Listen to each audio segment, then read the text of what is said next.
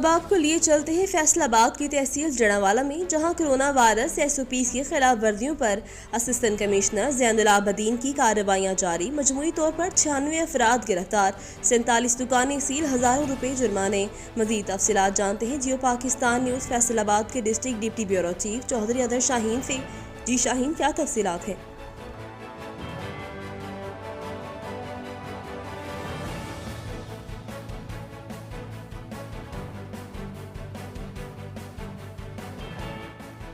जी बिल्कुल, जड़ावाला में भी हुकूमत पंजाब की तरफ से जारी करदा SOPs पर सख्ती से अमल करवाया जा रहा है। खिलाफ वर्जी करने पर भारी जुर्माने और दुकानों को सील करने का सिलसिला जारी। तफसीलात के मुताबिक तहसील जड़ावाला के असिस्टेंट कमिश्नर ज़ैनुल आबदीन ने मजमूई तौर पर 96 अफराद को गिरफ्तार, 50 के करीब दुकानें सील करते हुए हज़ारों रुपए जुर्माना भी किया। कार्रवाइयाँ जड़ावाला, बुचाना, खुड़ियांवाला और मकुआना के इलाकों में की गईं।